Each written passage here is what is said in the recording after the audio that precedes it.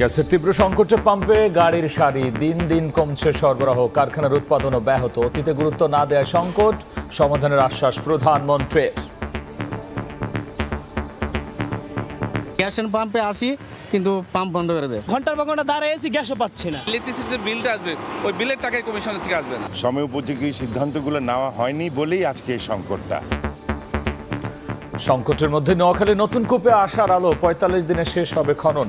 দিনে জাতীয় গ্রিডে যুক্ত হবে ৭ মিলিয়ন ঘনফুট। জাতীয় গ্রিডে যাওয়া যাবে, বাকিটা যেন আমাদের এই অঞ্চলের মানুষ অন্তত তারা গ্যাস পায়। দেখছিলেন প্রধান শিরোনাম। রাতের সময় সঙ্গে আছি আমি গোলাম রাব। এবার অন্যান্য শীর্ষ সংবাদ। হবিগঞ্জে যাওয়ার পথে এনসিপির গাড়ি বহরে পুলিশের বাধা, বাহিনী সদস্যদের সঙ্গে বাগবিতণ্ডা, রাস্তায় শীর্ষ নেতাদের অবস্থান, ১৪৪ ধারা জারি থাকায় উত্তেজনা। সংঘাত উস্কে দেওয়ার মতো বক্তব্য থেকে বিরত থাকতে সব দলের প্রতি রিজভির আহ্বান। ইসিতে বিএনপির লোক বসানোর অভিযোগ নিয়ে নির্বাচন কমিশনের জামাত। শাপলা চত্বরে হেফাজতের সমাবেশে হত্যাকাণ্ড মামলায় সাবেক মন্ত্রী লতিফ সিদ্দিকী গ্রেফতার, গুলশানের বাসা থেকে ধরে নিয়ে যায় গোয়েন্দা পুলিশ। প্রধানমন্ত্রী দিল্লি সফরের প্রস্তাব পর্যালোচনা করছে সরকার, পারস্পরিক স্বার্থ সমুন্নত রেখে সম্পর্ক এগিয়ে নেওয়ার আশা। গঙ্গা চুক্তি নিয়ে ইতিবাচক অগ্রগতির প্রত্যাশা দীনেশ ত্রিবেদীর। এবং অবশেষে সত্যি হলো গুঞ্জন, সরিয়ে দেওয়া হলো মেহেদী মিরাজকে। ২০২৭ বিশ্বকাপ পর্যন্ত ওয়ানডে দলের অধিনায়ক লিটন দাস এখনো নিশ্চিত নয় ভারতের বাংলাদেশ সফর।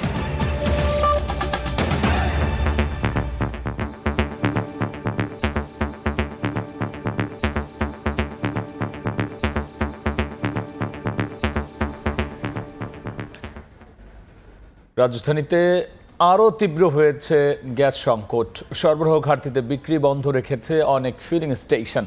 চালু থাকা পাম্পেও নেই পর্যাপ্ত গ্যাসের চাপ, ফলে দীর্ঘ হচ্ছে যানবাহনের সারি, রোজগারে টান পড়েছে অনেকের। সংকট নিরসনে দ্রুত কার্যকর পদক্ষেপ চান সাধারণ মানুষ।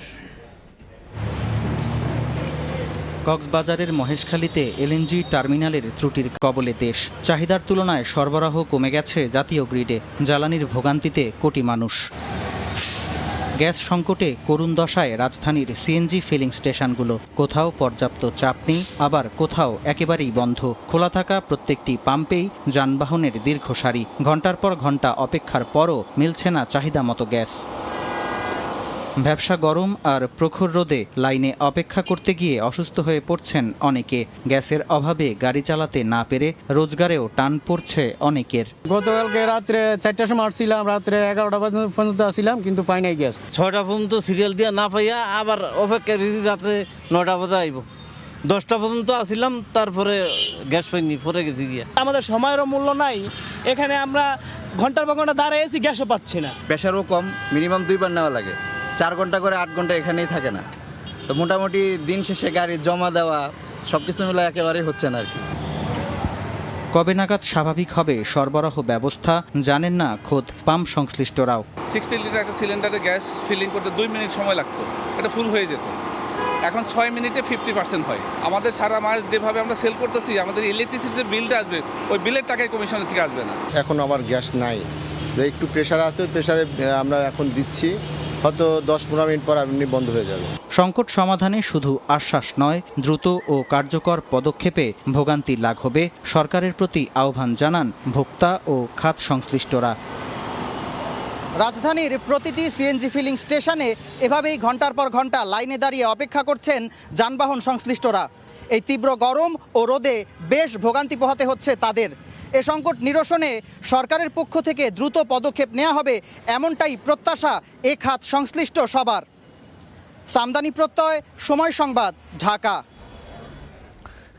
এক সপ্তাহ ধরে তীব্র গ্যাস সংকটে কলকারখানার উৎপাদন ব্যাহত হচ্ছে। সবচেয়ে ক্ষতিতে পোশাক কারখানা, ডাইং ও নিটিং শিল্প। পর্যাপ্ত গ্যাসের চাপ না থাকায় উৎপাদন কমিয়ে দিয়েছে অনেক কারখানা। আবার কোথাও কোথাও অলস সময় কাটছে শ্রমিকদের। বাসাবাড়ি ও সিএনজি ফিলিং স্টেশনও কমেনি ভোগান্তি। 8 থেকে 10 দিনের মধ্যে সংকট নিরসনের আশা তিতাস গ্যাস কর্তৃপক্ষের। অলস পড়ে আছে মেশিনগুলো, কোথাও উৎপাদন একেবারে বন্ধ, আবার কোথাও ঢিমেতালে কোনোরকম চলছে উৎপাদন। গাজীপুরে ছোট বড় মিলিয়ে প্রায় ৩,৫০০ শিল্প কারখানা রয়েছে, যার বড় একটি অংশ গ্যাসের ওপর নির্ভরশীল।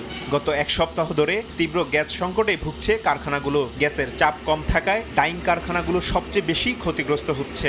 আমাদের ডাইং প্রোডাকশন 24 ঘন্টা নিরবিচ্ছিন্ন গ্যাসের প্রেশার থাকতে হবে, আদারওয়াইজ আমাদের গ্যাসের এই প্রেশারের কারণে সমস্যা হয়। গ্যাস সংকটে সাভার, আশুলিয়া ও ধামরাই শিল্পাঞ্চলের অনেক কারখানায় উৎপাদন মারাত্মকভাবে ব্যাহত হচ্ছে। শিল্প সংশ্লিষ্টরা বলছেন, পর্যাপ্ত গ্যাস না থাকায় জেনারেটর, বয়লার ও বিভিন্ন উৎপাদন মেশিন স্বাভাবিকভাবে চালানো যাচ্ছে না। এতে অনেক প্রতিষ্ঠানে উৎপাদন নেমে এসেছে প্রায় অর্ধেকে। শিল্প মালিকদের আশঙ্কা, এই পরিস্থিতি অব্যাহত থাকলে নির্ধারিত সময়ে রফতানি পণ্য পাঠাতে অতিরিক্ত খরচে এয়ার শিপমেন্ট করতে হবে। এমনকি কিছু অর্ডার বাতিল হওয়ারও ঝুঁকি রয়েছে। কাজ করতে পারতেছি না, আমাদের বয়লার চলতেছে না। বয়লার না চললে আমরা আয়রন চালু করতে পারি না, যার দরুন সুইং বেলা শেষে আমরা কিন্তু জিরো।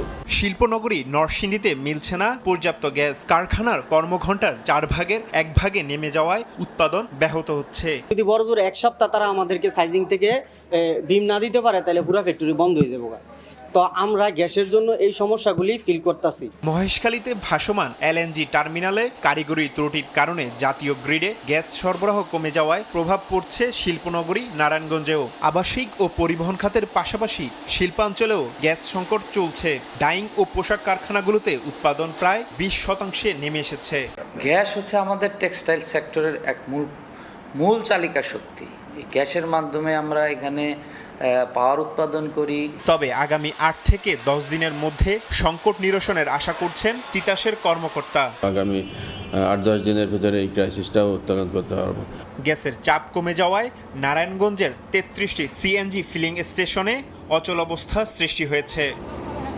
তারিফ রহমান, সময় সংবাদ। এ নিয়ে বিস্তারিত জানাতে স্টুডিওতে আছেন স্বপন আহমেদ, যাচ্ছি তার কাছে। স্বপন, আমরা দুটো রিপোর্ট দেখলাম, সেক্ষেত্রে আমরা যদি একটু বলি যে আসলে এখন কি অবস্থা, একটু চিত্রটা কেমন? রাবি, এই যে সংকটটি শুরু হয়েছে গ্যাসের, এটি মহেশখালীতে যে জাতীয় গ্রিড রয়েছে সেখানে ত্রুটির কারণে শুরু হয়েছে।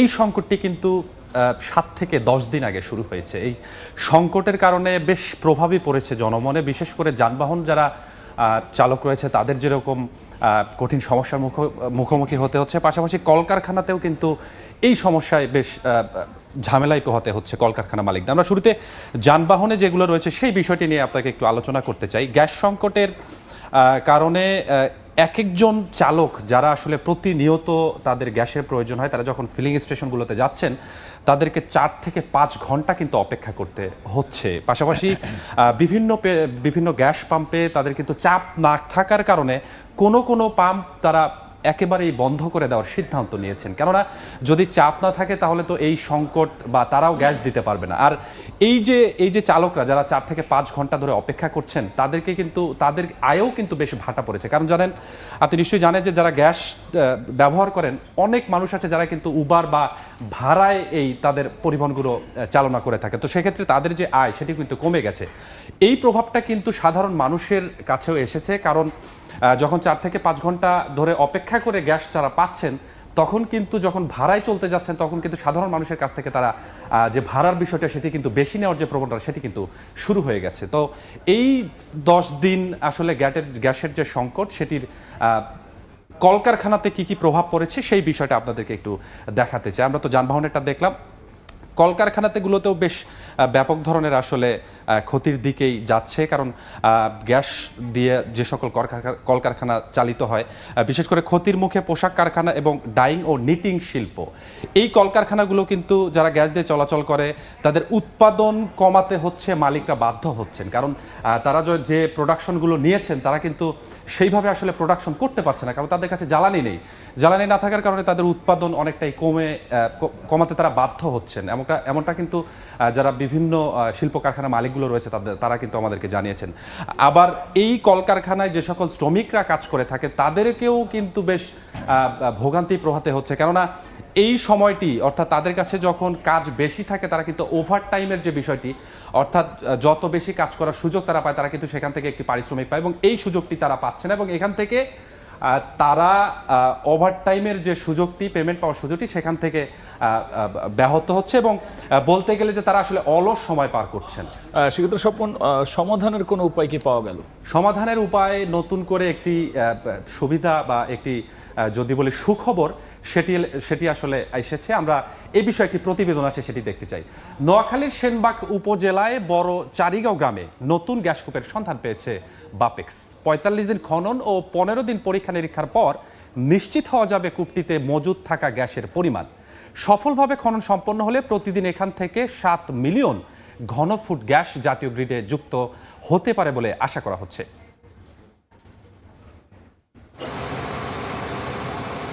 চলমান সংকটের মাঝেই শুরু হলো নতুন গ্যাসকূপের খনন কার্যক্রম। দুপুরে নোয়াখালীর সেনবাগের বড়চারিগাঁও গ্রামে কূপটি খনন শুরু করেন রাষ্ট্রায়ত্ত প্রতিষ্ঠান বাপেক্স। সুন্দরপুর ৪ নামে এই কূপে প্রাথমিকভাবে মাটির ১৫৫০ মিটার নিচ পর্যন্ত খনন করা হবে। জাতীয় গ্রিডের পাশাপাশি সেনবাগের মানুষ যাতে গ্যাসের সুফল পায় তা নিশ্চিত করার দাবি স্থানীয়দের। আমাদের এলাকায় সেনবাগে যে গ্যাস পাইছে আমরা এটাতে খুশি। আমাদের একটা আবদার থাকবে, আমাদের এলাকাবাসী যেন গ্যাসটা পায়। জাতীয় গ্রিডে যা যাওয়া যাবে, বাকিটা যেন আমাদের এই অঞ্চলের মানুষ অন্তত তারা গ্যাস পায়, এটা আমাদের সংসদ সদস্য মহোদয়ের মাধ্যমে এটা আমি অনুরোধ জানাই। বাপেক্স জানায় ৪৫ দিনের মধ্যে খনন কাজ শেষ করে ১৫ দিনের ড্রিল স্টিম টেস্ট বা ডিএসটি পরীক্ষার পরই জানা যাবে কূপে মজুদ থাকা গ্যাসের পরিমাণ। এখান থেকে প্রতিদিন অন্তত ৭ মিলিয়ন ঘনফুট গ্যাস জাতীয় গ্রিডে যুক্ত হতে পারে বলে আশা করা হচ্ছে। আমাদের টার্গেট আছে এটা ১৬০০ মিটার ড্রিল করবো ১৩৬১ মিটার থেকে। পরবর্তীতে আমরা ডিএসটির মাধ্যমে গ্যাস প্রাপ্তি সেটা আমরা ফাইন্ড আউট করতে পারবো যে কি মান গ্যাস আমরা এখানে উৎপাদনে যেতে পারবে।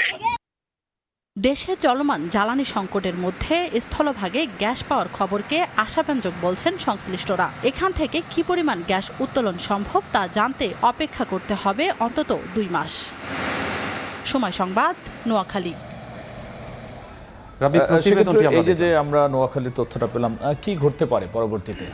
এই যে সুখবরটি, এই এত সংকটের মধ্যেও আসলে বাপেক্স যে সুখবরটি আমাদের দিয়েছে, এখান থেকে যদিও যে ৭ মিলিয়ন ঘনফুট গ্যাস জাতীয় গ্রিডে যুক্ত হবে, তবে এই সুফল বা সুবিধা পেতে গেলে কিন্তু আমাদের একটু অপেক্ষা করতে হবে। কারণ নোয়াখালীর সেনবাগের যে এলাকায় গ্যাসটি পেয়েছে সেখানে খনন যদিও আজকে থেকে খনন শুরু হয়েছে, এই খনন শেষ হতেই ৪৫ দিন সময় লাগবে, যেটি বাপেক্সের পক্ষ থেকে আমাদের জানানো হয়েছে। এবং তারপরেও আরও ১৫ দিন সময় লাগতে পারে, যেটি পরীক্ষা নিরীক্ষার জন্য, যেহেতু খননের পরে আরও অনেক বিষয় থাকে, পরীক্ষা নিরীক্ষা করতে হবে, সেই পরীক্ষা নিরীক্ষার জন্য আরও ১৫ দিন সময় লাগবে এই গ্যাসটি আসলে জাতীয় গ্রিডে যুক্ত হওয়ার জন্য। এবং এখান থেকে যদি এর সফলভাবে এটি পরীক্ষা নিরীক্ষা এবং খনন কাজ সম্পন্ন করা যায়, এখান থেকে কিন্তু হিউজ পরিমাণে একটি গ্যাস যেটি জাতীয় গ্রিডে যুক্ত হতে পারে, যার পরিমাণ প্রতিদিন ৭ মিলিয়ন ঘনফুট। এটি আসলে বলা যায় যে বাংলাদেশের জন্য অনেক বড় একটি সুখবর। সেক্ষেত্রে সরকার আর কি সিদ্ধান্ত নিল? সরকার এটি নিয়ে ভাবছেন, বিগত যে কয়েকদিন সংকট রয়েছে সেটি নিয়েও ভাবছেন। এ বিষয়ে আমাদের একটি প্রতিবেদন আছে, সেটি দেখে আসতে চাই।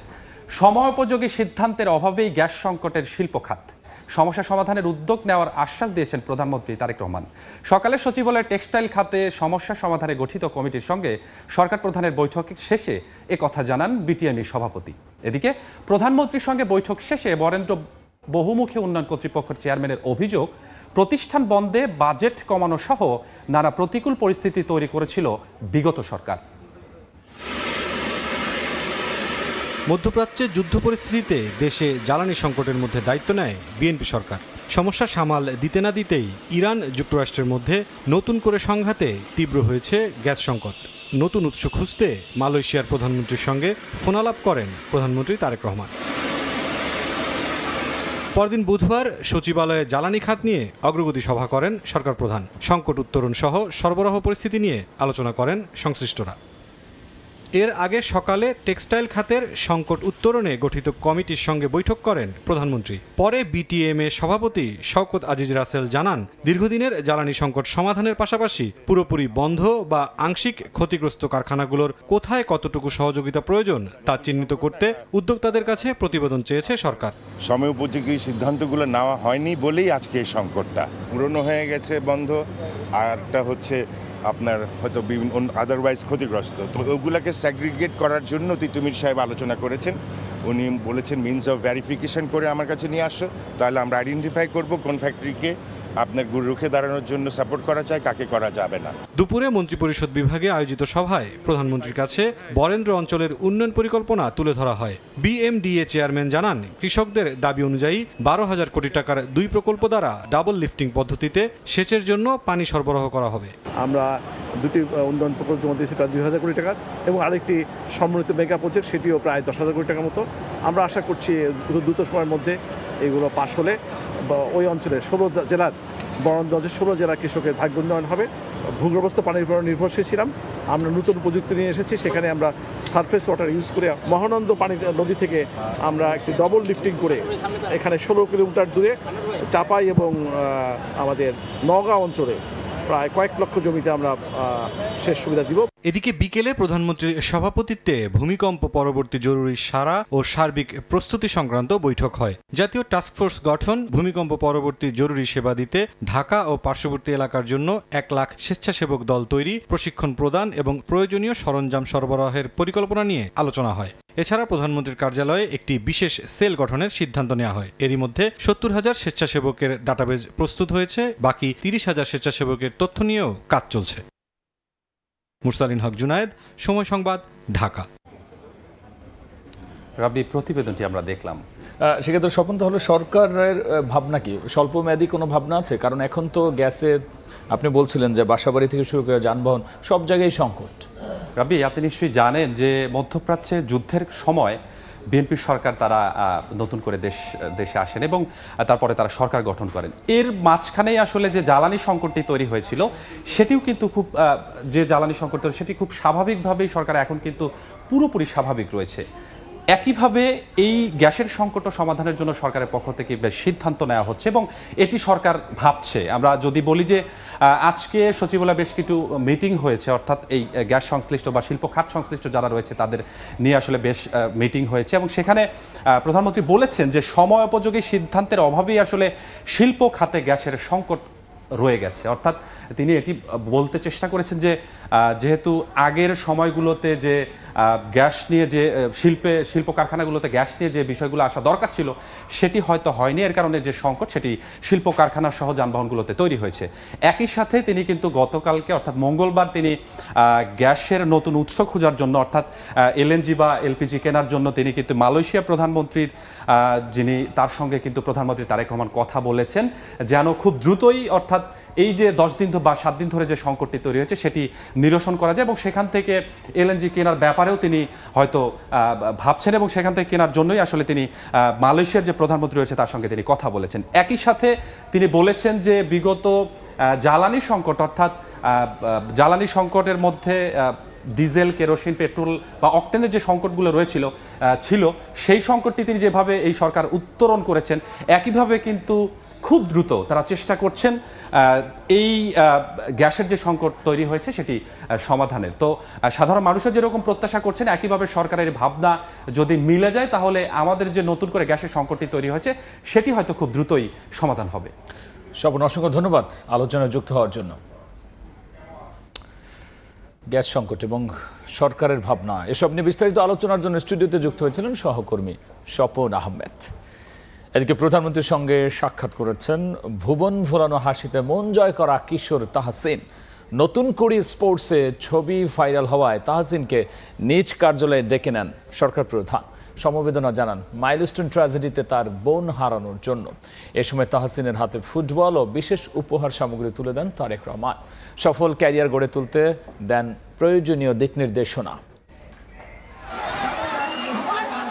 গেল 27 জুলাই রাজধানীর আর্মি স্টেডিয়ামে নতুন কুড়ি স্পোর্টসের সমাপনী অনুষ্ঠানে অংশ নিতে গিয়ে গ্যালারিতে থাকা সাধারণ শিক্ষার্থীদের সঙ্গে হাত মেলান প্রধানমন্ত্রী তারেক রহমান। সেই মুহূর্তের একটি ছবি ভাইরাল হয় সামাজিক যোগাযোগ মাধ্যমে। হাজারো শিক্ষার্থীদের ভিড়ে স্কুল ড্রেস পরা এক কিশোরের প্রধানমন্ত্রীর সঙ্গে হাত মেলানোর পর উচ্ছ্বসিত হাসি স্পর্শ করে অসংখ্য মানুষের হৃদয়। তবে সেই হাসির পেছনে লুকিয়ে আছে এক বেদনাদায়ক গল্প। ভাইরাল হওয়া ছবির কিশোরের নাম তাহসিন আব্দুল্লাহ। 2025 সালের জুলাইয়ে উত্তরার মাইলস্টোন স্কুল অ্যান্ড কলেজের যুদ্ধবিমান বিধ্বস্ত হওয়ার ঘটনায় নিজের বোনকে হারান তাহসিন। প্রিয়জন হারানোর পর থেকে নিজের চিরচেনা হাসিও হারিয়ে ফেলেন এই কিশোর। তবে সরকার প্রধানের সঙ্গে হাত মেলানোর পর থেকেই তাহসিনের মলিন চেহারায় ফুটে উঠে নির্মল হাসি। এই ঘটনা জানার পরেই তাহসিনকে নিজের কার্যালয়ে ডেকে নেন প্রধানমন্ত্রী তারেক রহমান। পড়াশোনার পাশাপাশি তাহসিনের ভবিষ্যৎ পরিকল্পনা সম্পর্কেও জানতে চান সরকার প্রধান। আর একজন সফল ব্যবসায়ী হতে চাওয়া কিশোরের স্বপ্ন বাস্তবায়ন করতে পরামর্শ দেন তারেক রহমান। সেই সঙ্গে নিয়মিত লেখাপড়া ও খেলাধুলা করতে দেন দিক নির্দেশনা। আলাপচারিতা শেষে নিজের স্বাক্ষর করা একটি ফুটবল সহ বিশেষ উপহার তাহসিনের হাতে তুলে দেন প্রধানমন্ত্রী। সরকার প্রধানের কার্যালয়ে ঘুরে দেখার পাশাপাশি বাবার ফোনে তারেক রহমানের সঙ্গে সেলফিও তুলেন তাহসিন। সাক্ষাৎ শেষে তাহসিন জানান পরিবারের একজনের মতো তার সঙ্গে কথা বলেছেন প্রধানমন্ত্রী। অপ্রত্যাশিত এই সাক্ষাতের জন্য বেশ আনন্দিত তাহসিন। ফাহিম ইসলাম, সময় সংবাদ। শ্রীমঙ্গলে এনসিপির গাড়ি বহর আটকে দিল পুলিশ। 144 ধারা উপেক্ষা করে সিলেট থেকে হবিগঞ্জের পথে যাত্রা করলে তাদের আটকে দেওয়া হয়। এ সময় বাহিনীর সদস্যদের সঙ্গে বাকবিতণ্ডা হয় নেতাদের। হবিগঞ্জের কামাইছড়ায় শীর্ষ নেতারা অবস্থান নেন। পরে 111 জনের নামে থানায় মামলা দায়ের করে এনসিপি। পদযাত্রায় হামলার প্রতিবাদে বুধবার 144 ধারা উপেক্ষা করে সিলেট থেকে হবিগঞ্জের পথে যাত্রা করে এনসিপির নেতারা। মৌলভীবাজারে শ্রীমঙ্গলে তাদের আটকে দেয় পুলিশ। এ সময় চলে বাকবিতণ্ডা। আপনি এখানে বসে পরিস্থিতি স্বাভাবিক কিভাবে করবেন? এইখানে বসে পুলিশের ব্যারিকেড ভেঙে সামনে এগোতে চাইলে পুলিশ তাদের কয়েক দফায় আটকে দেয়। এ ঘটনায় ক্ষোভ প্রকাশ করেন এনসিপি নেতারা। যেহেতু 144 ধারা জারি করেছে, আমরা আইন শৃঙ্খলার পরিবেশ বা সব কিছুকে সহযোগিতা করে আমরা বলেছি আমরা শুধু যাবো, মামলা দায়ের করবো, আহতদের দেখবো, তাদের পরিবারের সাথে সাক্ষাৎ করে আমরা চলে আসবো। সরকারের বিরুদ্ধে অসহযোগিতার অভিযোগ করেন তারা। পুলিশ কোনোভাবে সহযোগিতা করছে না, এটা ওনাদের ঊর্ধ্বতন কর্তৃপক্ষ এবং আমি বলবো যে এটা সরকার এটা করাচ্ছে। স্থানীয় প্রশাসন জানায় নিরাপত্তার স্বার্থেই তাদের এই পদক্ষেপ। যাত্রাপথে বাধা পেয়ে সড়কেই অবস্থান নেন এনসিপি নেতারা। মঙ্গলবার বিকেলে হবিগঞ্জে জাতীয় নাগরিক পার্টি এনসিপির জুলাই পদযাত্রা কর্মসূচিতে হামলা করে দুর্বৃত্তরা। এতে আহত হয় দলটির উত্তরাঞ্চলের মুখ্য সংগঠক সার্জিস আলম, নাসির উদ্দিন পাটোয়ারি সহ কেন্দ্রীয় নেতারা। এ ঘটনায় স্থানীয় বিএনপিকে দায়ী করে এনসিপি। এই মুহূর্তে হবিগঞ্জে আছেন রিপোর্টার রাশেদ আহমদ খান। সবশেষ খবর জানতে সরাসরি যাচ্ছি তার কাছে। দিনভর হবিগঞ্জে ব্যাপক উত্তেজনা ছিল। হবিগঞ্জে আমরা দেখেছি যে হবিগঞ্জে সকাল থেকে 144 ধারা জারি ছিল। গতকালকে এনসিপির নেতাকর্মীদের উপর হামলার পর আজ এনসিপি এবং ছাত্রদল, যুবদল পাল্টাপাল্টি কর্মসূচির কারণে হবিগঞ্জে 144 ধারা জারি ছিল। এবং আমরা সর্বশেষ দেখেছি যে বিকেলে সার্জিস আলম, নাহিদ সহ এনসিপির কেন্দ্রীয় নেতারা মৌলভীবাজার হয়ে হবিগঞ্জে আসার চেষ্টা করেন। প্রথমে তারা হবিগঞ্জে আসার পথে মৌলভীবাজার সীমানা এলাকায় পুলিশের বাধার শিকার হন এবং এক পর্যায়ে তারা বাধাটি ডিঙ্গিয়ে হবিগঞ্জের সীমানায় প্রবেশ করেন এবং হবিগঞ্জের কামাইছড়া পুলিশ ফাঁড়ির কাছে তারা আসার পর আবারও পুলিশের তারা বাধার সম্মুখীন হন। আমরা কথা বলেছিলাম যে এখানে যারা দায়িত্বশীল আছেন এনসিপি নেতৃবৃন্দ, তারা জানিয়েছেন যে তারা প্রকৃতপক্ষে তাদের যে হামলা হয়েছে সর্বশেষ তারা গত 1 ঘন্টা আগে তারা হবিগঞ্জের কামাইছড়া পুলিশ ফাঁড়িতে বসে তারা মামলা দায়ের করেছেন এবং মামলায় জেলা ছাত্রদলের সভাপতি রাজীব আহমেদ রিঙ্গন সহ 11 জনকে নাম উল্লেখের আসামি করা হয়েছে। এছাড়াও অজ্ঞাত আসামি করা হয়েছে আরও 100 জনকে। এরপর অনেকটা উত্তেজনা হ্রাস পেয়েছে, তবে হবিগঞ্জ শহরে এখনও একটি উত্তেজনাকর এবং থমথমে বা বিরাজ করছে। 144 ধারার কারণে আমরা দেখেছি বিভিন্ন পয়েন্টে পুলিশ প্রহরা চলছিল এবং পুলিশের যে পুলিশের আগমন এবং পুলিশ ছাড়াও বিজেপি এখানে টহল দিচ্ছিল। সব মিলিয়ে বলা যায় যে আজকে সারাদিন উদ্বেগ উৎকণ্ঠার মাঝে হবিগঞ্জবাসী আসলে কাটিয়ে গেছে। তবে সর্বশেষ গতকালকের যে ঘটনা, এই ঘটনার পর আজকে মামলা দায়েরের মাধ্যমে এনসিপি তাদের যে এই কর্মসূচি আপাতত তারা সমাপ্ত ঘোষণা করেছে এবং আমরা জেনেছি যে হবিগঞ্জের যে অন্য কর্মসূচি ছিল ছাত্রদল সহ তারাও এই কর্মসূচি স্থগিত করেছে। তো এই ছিল আজকে হবিগঞ্জে এনসিপির হামলার বিষয়ে সর্বশেষ খবর। হবিগঞ্জের সবশেষ নিয়ে আমরা সরাসরি ছিলাম সেখানে। এদিকে সংখ্যা উস্কে দেওয়ার মতো বক্তব্য থেকে বিরত থাকতে দলগুলোর প্রতি আহ্বান জানিয়েছেন প্রধানমন্ত্রীর রাজনৈতিক উপদেষ্টা বিএনপির সিনিয়র যুগ্ম মহাসচিব রুহুল কবির রিজভী। মানুষকে উত্তেজিত করে দেশকে অস্থিতিশীল করার চেষ্টা হলে রাজপথে জবাব দেওয়ার হুঁশিয়ারি দিয়েছেন সমাজ কল্যাণ মন্ত্রী ডাক্তার AZM জাহিদ হোসেন। আর স্থানীয় সরকার মন্ত্রী মির্জা ফখরুল ইসলাম আলমগীর বলেছেন, যে কোনো চ্যালেঞ্জ মোকাবেলায় জাতীয় ঐক্যের কোনো বিকল্প নেই। বুধবার দুপুরে নয়াপল্টনে দলের কেন্দ্রীয় কার্যালয়ে এক সংবাদ সম্মেলনে কথা বলেন প্রধানমন্ত্রীর রাজনৈতিক উপদেষ্টা ও বিএনপির সিনিয়র যুগ্ম মহাসচিব অ্যাডভোকেট রুহুল কবির রিজভী। বলেন, উস্কানিমূলক অশ্রাব্য ভাষায় কথা বললে গণতন্ত্রের পরিবেশ নষ্ট হয়। সংঘাতের দিকে নিতে পারে এমন উস্কানিমূলক বক্তব্য থেকে বিরত থাকতে রাজনৈতিক দলগুলোর প্রতি আহ্বান জানান তিনি। পরস্পরের আলোচনা সমালোচনা, তর্ক বিতর্ক যেন কোনো ধরনের সংঘাতের দিকে না যায় এবং সংঘাতের সৃষ্টি হয় উস্কানিমূলক কথা, অশ্রাব্য কথা এবং মিথ্যা অপপ্রচারের জন্য। একই দিন রাজধানীর ডিপ্লোমা ইঞ্জিনিয়ার্স ইনস্টিটিউটে এক আলোচনা সভায় সমাজ কল্যাণ মন্ত্রী ডাক্তার AZM জাহিদ হোসেন বলেন, যারা অহেতুক মানুষকে উত্তেজিত করে দেশকে অস্থিতিশীল এবং স্বৈরাচারের পুনর্বাসনের পথ তৈরি করতে চায় তাদের রাজপথেই জবাব দেওয়া হবে। অহেতুক মানুষকে উত্তেজিত করে দেশকে বিপদগ্রস্ত করা এবং স্বৈরাচারের রাস্তাকে খুলে দেওয়ার যে ষড়যন্ত্রে আপনারা নেমেছেন, এটি বিএনপি বা বিএনপির নেতা কর্মীরা জীবিত থাকা অবস্থায় বাংলাদেশে বাস্তবায়ন হওয়ার কোনো সুযোগ নাই। যারা স্বৈরাচারকে পুনর্বাসন করার রাস্তা করার চেষ্টা করছেন তাদেরকে রাজপথে যথাযথ জবাব দেওয়া হবে। এদিকে রাজধানীর তেজগাঁওয়ে আলাদা অনুষ্ঠানে বিএনপি মহাসচিব ও স্থানীয় সরকার মন্ত্রী বলেন, সংকট মোকাবিলায় জাতীয় ঐক্যের কোনো বিকল্প নেই। তরুণদের সক্ষমতাকে কাজে লাগিয়ে দেশ বড় বড় চ্যালেঞ্জ মোকাবিলা করতে পারবে বলেও আশাবাদী তিনি। তরুণরা তাদের যে ক্ষমতা দিয়ে, তাদের দেশের প্রতি যে ভালোবাসা দিয়ে তারা যে একটা অসম্ভবকে সম্ভব করেছে, একটা ফ্যাসিবাদকে একটি দিয়ে একটা গণতান্ত্রিক পরিবেশ সৃষ্টি করেছে, এই জিনিসটা আমাদের জন্য একটা বিরাট পাওয়া বলে আমি মনে করি।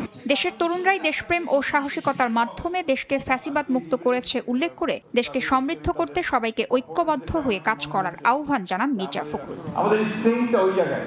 তাসনিয়া নিশাত, মিম, সময় সংবাদ, ঢাকা। স্থানীয় নির্বাচনে বিজয় নিশ্চিত করতেই ইসিতে বিএনপি করা লোক নিয়োগ দেওয়া হয়েছে বলে অভিযোগ করেছে জামায়াত ইসলামী। সিইসির সঙ্গে বৈঠক শেষে দলটির সেক্রেটারি জেনারেল বলেন, দলীয় নিয়োগ বহাল থাকলে প্রশ্নবিদ্ধ হবে ভোট। এ সময় কার্যক্রম নিষিদ্ধ দলের পদধারীদের নির্বাচনে অংশগ্রহণের সুযোগ না দেওয়ার দাবি জানান মিয়া গোলাম পরোয়ার। এছাড়াও এমপিও ভুক্ত শিক্ষকদের নির্বাচনে অযোগ্য করার সিদ্ধান্ত বাতিলের আহ্বান জানিয়েছেন তিনি। স্থানীয় সরকার ভোট সুষ্ঠু ও গ্রহণযোগ্য করতে ৯ দফা প্রস্তাব নিয়ে নির্বাচন কমিশনে জামায়াত ইসলামী বুধবার সিএসি AMM নাসিরউদ্দিনের নেতৃত্বে 4 কমিশনারের সঙ্গে প্রায় 1.5 ঘন্টার বৈঠক করেন দলটির 6 সদস্য। বিএনপির রাজনীতি করা শামসুল আলমকে ইসির অতিরিক্ত সচিব পদে নিয়োগে ক্ষোভ জানান জামায়াতের সেক্রেটারি জেনারেল। জানান, সাংবিধানিক প্রতিষ্ঠানে রাজনৈতিক নিয়োগ সুষ্ঠু নির্বাচনের অন্তরায়। এই রাজনৈতিক নিয়োগকে বাতিল করতে হবে। জাতীয় নির্বাচনে একটা দলের পক্ষে দায়িত্ব পালন করেছেন, তার ইলেকশনে কমিশনে আসাটা আগামী নির্বাচন একেবারে দিব্যি নিরপেক্ষ হবে না, একদিকে নিয়ে যাবে, এই উদ্দেশ্যে তারা এখানে অ্যাপয়েন্টমেন্ট দিয়েছে। আপনারা এটাকে আপত্তি করেন, বাতিল করার দায়িত্ব তো সরকারের। এমপিওভুক্ত শিক্ষকদের নির্বাচনে অযোগ্য করার সিদ্ধান্তে আপত্তি জানায় মিয়া গোলাম পরোয়ার। এ সময় আওয়ামী লীগের পদধারীদের ভোটে অংশগ্রহণের সুযোগ বন্ধের দাবি জানান তিনি। এমপিওভুক্ত প্রতিষ্ঠানের লোকদের রাজনীতি করা তো নিষিদ্ধ নেই। জাতীয় নির্বাচনের ক্ষেত্রে এমপিওভুক্ত শিক্ষকদের নির্বাচনের ব্যাপারে তো আপনারা কোনো বিধিনিষেধ আরোপ করেননি, তারা তো ইলেকশন করছেন। প্রশ্ন করলাম যে সেটা কি আপনারা করেছেন? বল না, আমরা শুধু লোকাল গভর্নমেন্ট ইলেকশনের জন্য এই নীতিমালাটা অ্যাপ্রুভ করেছি। তাহলে কি হলো? এটা দ্বৈততা, দ্বিচারিতা, বৈষম্য হলো না? একটা ইলেকশন করতে পারবে আর একটা পারবে না। নির্বাচন কমিশন সাংবিধানিক দায়িত্ব পালনে ব্যর্থ হচ্ছে বলেও মন্তব্য করেন জামাতের সেক্রেটারি জেনারেল। তারা এ ব্যাপারে যে দায়িত্ব পালন করতে পারছেন না, আমরা বিনয়ের সাথে সে ব্যাপারে তাদেরকে দৃষ্টি আকর্ষণ করেছি। কাউসারা চৌধুরী, কুমু, সময় সংবাদ, ঢাকা। শাপলা চত্বরে হেফাজতের সমাবেশে হত্যাকাণ্ড মামলায় সাবেক মন্ত্রী লতিফ সিদ্দিকীকে গ্রেফতার করেছে ডিবি। রাজধানী গুলশানের নিজ বাসা থেকে তাকে গ্রেফতার করা হয়। ডিবি পুলিশের অতিরিক্ত কমিশনার শফিকুল ইসলাম বিষয়টি নিষিদ্ধ করেছেন। তিনি জানান, শাপলা চত্বরের ঘটনায় আন্তর্জাতিক অপরাধ ট্রাইব্যুনালে দায়ের করা মানবতা বিরোধী অপরাধের মামলায় জারি করা গ্রেফতারি পরোয়ানার ভিত্তিতে লতিফ সিদ্দিকীকে গ্রেফতার করা হয়েছে। প্রয়োজনীয় আইনি প্রক্রিয়া শেষে তাকে আন্তর্জাতিক অপরাধ ট্রাইব্যুনালে হাজির করা হবে।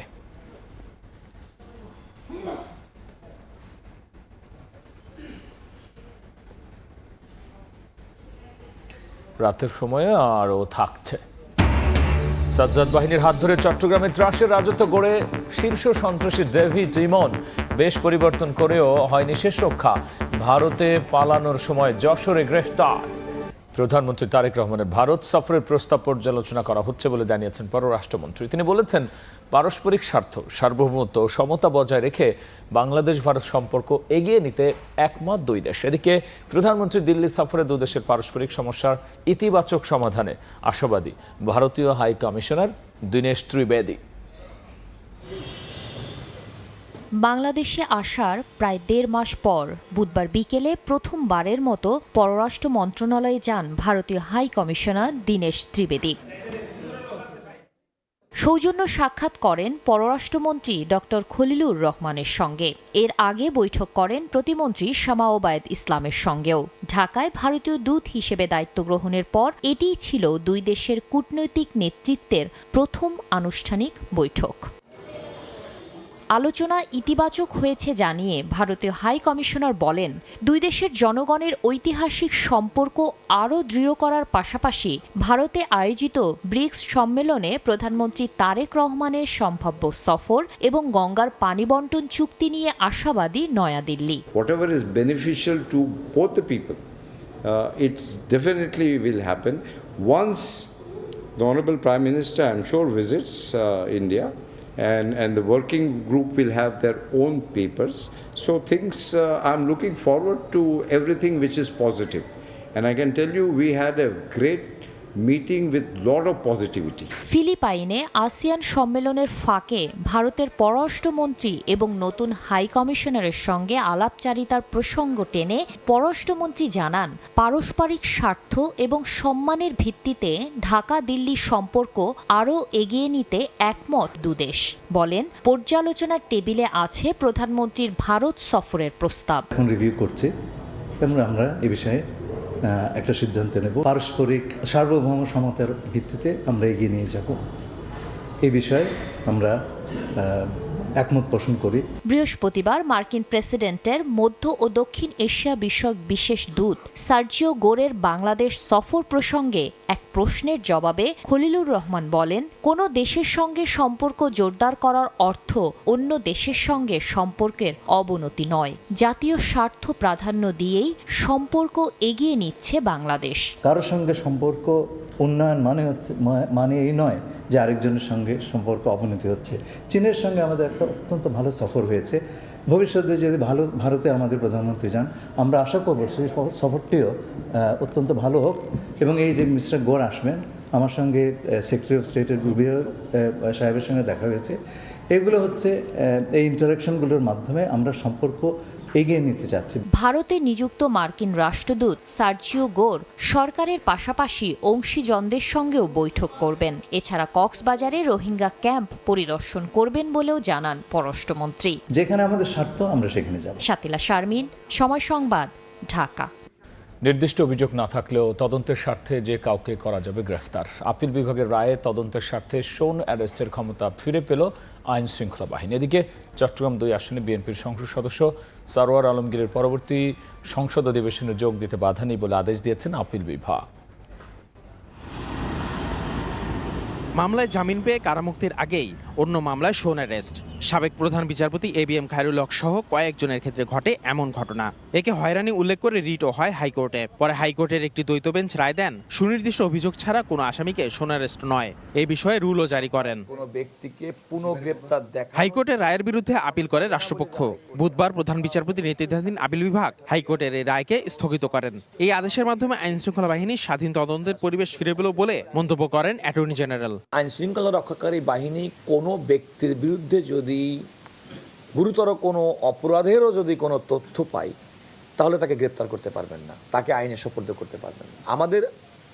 আমাদের অভিযোগের জায়গাটি হচ্ছে এতটুকু যে নাগরিক তার অধিকার সুরক্ষা পাবে সাংবিধানিকভাবে, কিন্তু আইন যেন তার নিজস্ব গতিতে চলতে পারে। এদিকে আপিল বিভাগের আদেশে চট্টগ্রাম 2 আসনের সংসদ সদস্য পদে বহাল থাকার বৈধতা পেলেন বিএনপির সরওয়ার আলমগীর। যোগ দিতে পারবেন পরবর্তীতে সংসদ অধিবেশনে। এর আগে হাইকোর্টের রায়ের পর এমপি পদে শপথ নিলেও কার্যকারিতা স্থগিত চেয়ে আপিল করেছিলেন তার প্রতিদ্বন্দ্বী জামায়াতের নুরুল আমিন। এমপি হিসেবে দায়িত্ব পালন করা, পার্লামেন্টে অধিবেশনে যোগদান করা এবং জনগণের, বিশেষ করে তার নির্বাচনী এলাকার জনগণকে প্রতিনিধিত্ব করার ক্ষেত্রে কোনো আইনি বাধা এখন আর আপাতত থাকলো না। আমরা আগামীকালকেই civil petition for leave to appeal দায়ের করব এবং এই বিষয়টি আবার আপিল বিভাগে শুনানির জন্য নিয়ে যাব। এদিকে ইসলামী ব্যাংকে এস আলম গ্রুপের শেয়ার কেলেঙ্কারির মামলা শুনতে বিব্রত বোধ করেছেন হাইকোর্ট। নথি পাঠানো হয়েছে প্রধান বিচারপতির কাছে। আসিফ মোহাম্মদ সিয়াম, সময় সংবাদ। 24 ঘন্টা হাম ও উপসর্গে 3 জনের মৃত্যু হয়েছে। নতুন করে আক্রান্ত হয়েছেন 1075 জন। বর্তমানে হাসপাতালে ভর্তি 99% শিশুই পায়নি টিকা, স্বীকার করলেন স্বাস্থ্যমন্ত্রী সর্দার মোহাম্মদ শাখাওয়াত হোসেন। সংকট মোকাবেলায় টিকাদান কর্মসূচি আরও বেগবান করার ঘোষণা দিয়েছেন তিনি। দুপুরে রাজধানীর আন্তর্জাতিক মাতৃভাষা ইনস্টিটিউটে সেমিনারে তিনি জানিয়েছেন, বেশি সংক্রমিত এলাকায় আরও 1 লাখ শিশুকে টিকার আওতায় আনা হবে। দেশে হামের প্রাদুর্ভাব শুরুর পর থেকেই নড়ে চড়ে বসে সরকার। বিভিন্ন সংস্থার মাধ্যমে দ্রুতই ব্যবস্থা করে টিকার। পরিচালনা করা হয় হাম রুবেলা টিকাদান ক্যাম্পেইন। লক্ষ্যমাত্রার বেশি শিশুকে টিকার আওতায় আনা হলেও হাসপাতালে কমেনি রোগীর চাপ। এমন অবস্থায় প্রশ্ন ওঠে ক্যাম্পেইনের সফলতা নিয়ে। ভিটামিন এ ক্যাম্পেইনের লক্ষ্যমাত্রা বেশি নির্ধারণে সে প্রশ্ন আরও জোরালো হয়। জনস্বাস্থ্য বিশেষজ্ঞরা বলছেন, ভুল লক্ষ্য নির্ধারণে দেশের বিভিন্ন জায়গায় 95% শিশুকে টিকার আওতায় আনা যায়নি। এই সংক্রমণ কমাতে হলে 95% শিশুকে টিকার আওতায় আনতে হতো, কিন্তু বাস্তবে আসলে বাংলাদেশের কোথাও কোনো জায়গাতেই 95% এর কাভারেজ আনা যায়নি। এখনও হাম পুরোপুরি নিয়ন্ত্রণে আসেনি স্বীকার করে স্বাস্থ্যমন্ত্রী জানান, বর্তমানে হাসপাতালে ভর্তি 99% শিশুই পায়নি টিকা। এখনো কিন্তু আমরা বিজনেসটাকে 100% কন্ট্রোলে আনতে পারি না। ভ্যাকসিনটা যখন দিলাম, আমরা দিলাম 1,85 lakh, there is a gap of 40 lakh. এখন হামে যারা ইফেক্টেড আসতেছে 99% আনভ্যাকসিনেটেড বেবিজ। কাজে আমরা এটাকে এখন অনেক বেগবান করি। By this time more than 1 lakh new babies have been vaccinated. স্বাস্থ্য খাত নিয়ে নানা পরিকল্পনা তুলে ধরে মন্ত্রী জানান, সেবা জনগণের দোরগোড়ায় পৌঁছে দিতে কাজ করছে সরকার। Already work is started. Monir Hossain, Somoy Sangbad, Dhaka.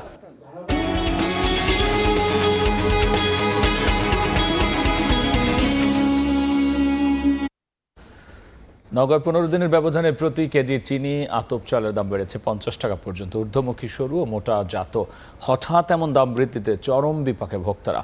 মিল মালিকদের বিরুদ্ধে উঠেছে কৃত্রিম সংকট তৈরির অভিযোগ। MR রকির report. মিলগুলোতে পর্যাপ্ত মজুদ, অথচ বাজারে চালের দাম চড়া। নওগাঁয় গত 15 দিনের ব্যবধানে সুগন্ধি চিনিগুড়া আতপ চালের দাম কেজিতে বেড়েছে প্রায় 50 টাকা পর্যন্ত। প্রতি কেজি চাল বিক্রি হচ্ছে 200 টাকায়। হঠাৎ চালের মূল্যবৃদ্ধিতে চরম বেকায়দায় পড়েছেন ক্রেতারা অখুশি, আমরাও বেচতে পারছি না কাস্টমারের কাছে। চালের দাম বাড়ার একমাত্র কারণ এবার ধানের আবাদটাই কম ছিল। জেলার প্রান্তিক হাট থেকে ধান সংগ্রহের পর এসব মিলে ক্রাশিং করে থাকেন মিলাররা। রয়েছে ছোট বড় 350 হাস্কিং এবং 56টি অটো মিল। ভোক্তাদের অভিযোগ, চাল মজুত করে বাজারে কৃত্রিম সংকট তৈরি করছেন মিলাররা। তবে ব্যবসায়ীদের দাবি, সুগন্ধি চাল রপ্তানি বাড়ায় স্থানীয় বাজারে এর প্রভাব ফেলছে। আর মজুতদারির মাধ্যমে বাজারে অস্থিতিশীল করা হলে কঠোর ব্যবস্থার হুঁশিয়ারি জেলা খাদ্য বিভাগের। আমাদের এই চিনিগুড়া চাউলটা এক্সপোর্ট হচ্ছে, এই কারণে চিনিগুড়া চাউলের মূল্য বৃদ্ধি পেয়েছে, পাশাপাশি হচ্ছে ধানের মূল্য বৃদ্ধি পেয়েছে। তদারকি অব্যাহত আছে, কোথাও অবৈধ মজুদ পাওয়া গেলে বা অতিরিক্ত পাওয়া গেলে সে বিষয়ে আমরা ব্যবস্থা গ্রহণ করব। কৃষি বিভাগের তথ্য মতে গত মৌসুমে জেলায় 70,000 হেক্টর জমিতে সুগন্ধি চিনিগুড়া আতপ ধানের আবাদ হয়, আর উৎপাদন লক্ষ্যমাত্রা ছিল 4,50,000 মেট্রিক টন। এমআর রকি, সময় সংবাদ, নওগাঁ। 4 দশক ধরে আপনার ফাইন্যান্সিয়াল পার্টনার আইডিএলসি। বিদেশি প্রতিষ্ঠানের জন্য ন্যূনতম $5 থেকে $10 মিলিয়ন বিনিয়োগ বাধ্যতামূলক করার দাবি জানিয়েছেন লজিস্টিক্স খাতের উদ্যোক্তারা। তাদের অভিযোগ, অল্প বিনিয়োগে নিয়াজ অফিস খুলে বিদেশি প্রতিষ্ঠানগুলো সার্ভিস চার্জ বাবদ বিপুল অর্থ বিদেশে নিয়ে যাচ্ছে। রাজধানী ব্রাক সেন্টারে লজিস্টিক্স খাতে দেশীয় বিনিয়োগ সুরক্ষা ও নীতি সংস্কার শীর্ষক গোলটেবিল বৈঠক অনুষ্ঠিত হয়। এতে ভার্চুয়ালি যুক্ত হন পরিকল্পনা মন্ত্রণালয়ের প্রতিমন্ত্রী জুনায়েদ সাকি। আলোচনায় উপস্থিত ছিলেন ব্যবসায়ী, নীতি নির্ধারক এবং লজিস্টিক্স খাতের প্রতিনিধিরা।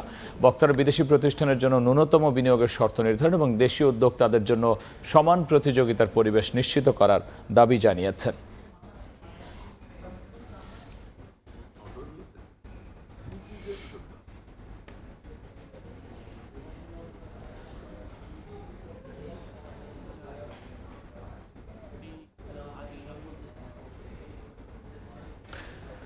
ভারতে পালিয়ে যাওয়ার সময় যশোরের ঝিকরগাছা থেকে শীর্ষ সন্ত্রাসী ডেভিড ইমনকে গ্রেফতার করেছে পুলিশ।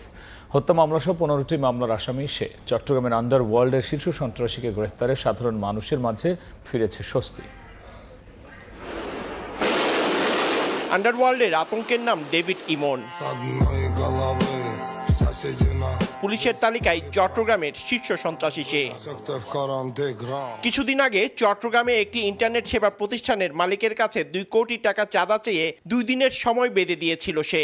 নির্ধারিত সময়ে চাঁদা না পাওয়ায় তার নির্দেশে চন্দনপুরের ওই ইন্টারনেট অফিসে সশস্ত্র হামলা চালানো হয়।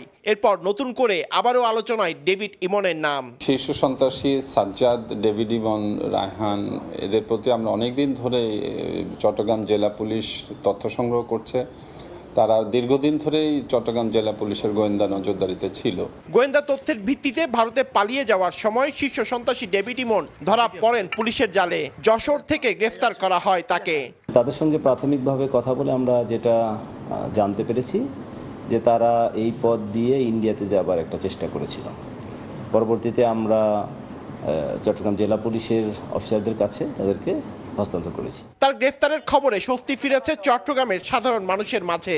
অপরাধী অ্যারেস্ট হয়েছে, এটা অবশ্যই ভালো বিষয়। আতঙ্কবিধ ছিল মানুষ, কারণ এখানে মানুষজন ওর কারণে একটু শান্তি থাকতে পারতেছে নাকি। মোবারক হোসেন ওরফে ডেভিড ইমন চট্টগ্রামের ফটিকছড়ি উপজেলার কাঞ্চননগর এলাকার বাসিন্দা। পার্থপ্রতিম বিশ্বাস, সময় সংবাদ। দেখছেন রাতের সময়। জাপানে শক্তিশালী ভূমিকম্পে প্রাণহানির সংখ্যা বেড়ে 13 জনে দাঁড়িয়েছে। ব্যাপক ক্ষয়ক্ষতির পাশাপাশি ধ্বংসস্তূপে আটকে পড়াদের উদ্ধারে চলছে অভিযান। এদিকে আগামী কয়েকদিনের আফটারশক ভূমিধসের আশঙ্কায় সর্বোচ্চ সতর্কতা জারি করেছে জাপান সরকার। জাপানের কুমামোতে আঘাত হানা শক্তিশালী ভূমিকম্পের একের পর এক ফুটেজ প্রকাশ পাচ্ছে সামাজিক যোগাযোগ মাধ্যমে। মঙ্গলবার ওই ঘটনায় ধসে পড়েছে বহু ভবন, ক্ষতিগ্রস্ত হয়েছে সেতু ও বিভিন্ন অবকাঠামো। বিভিন্ন এলাকায় সড়কে দেখা দিয়েছে বড় ধরনের ফাটল। সবচেয়ে বেশি ক্ষতিগ্রস্ত হচ্ছে কুমামোতো শহরের একটি শপিং মল। ভূমিকম্পের সময় ভবনটির 2য় তলার একটি অংশ ধসে পড়ে। এই ঘটনায় হতাহত হয়েছেন অনেকে। এখনো নিখোঁজ আছেন বহু মানুষ। উদ্ধার অভিযানে যোগ দিয়েছেন সেনা সদস্যরাও। ভবনটিতে বিস্ফোরণের কারণ জানাতে তদন্তের নির্দেশ দিয়েছে সরকার।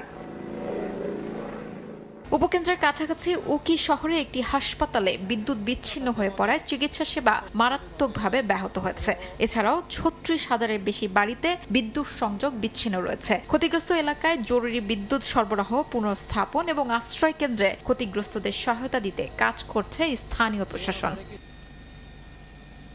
এদিকে জাপান আবহাওয়া সংস্থা সতর্ক করে বলেছে আগামী 1 সপ্তাহ জুড়ে শক্তিশালী আফটারশক হতে পারে। তাই আগামী 2 থেকে 3 দিন ঝুঁকি সবচেয়ে বেশি থাকবে।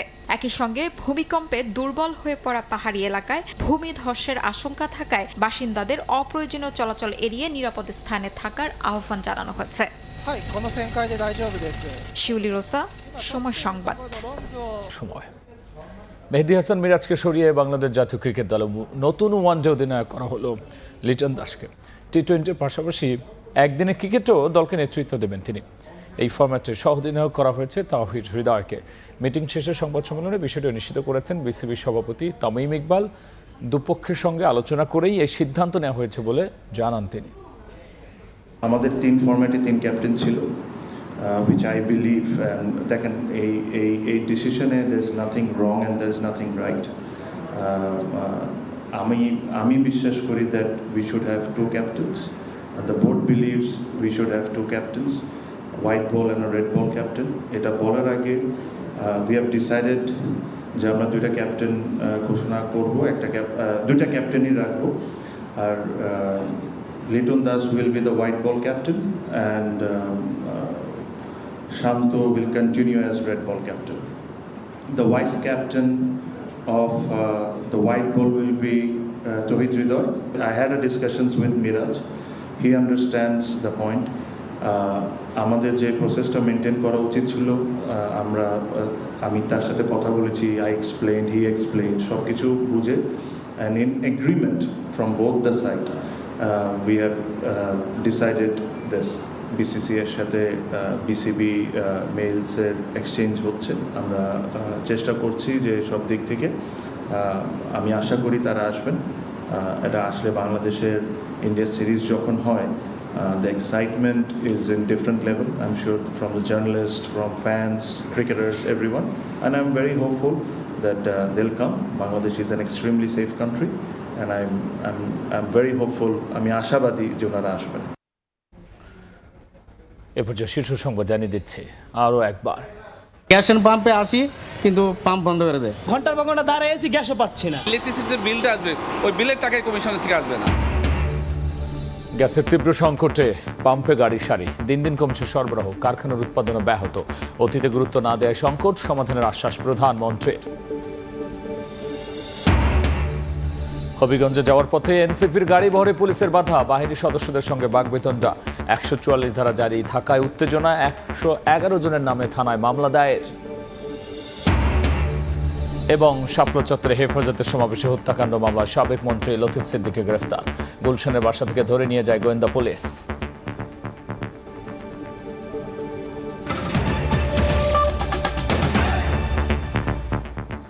এই ছিল রাতের সময়, এরপর দেখবেন সম্পাদকীয়। সঙ্গেই থাকুন সময়।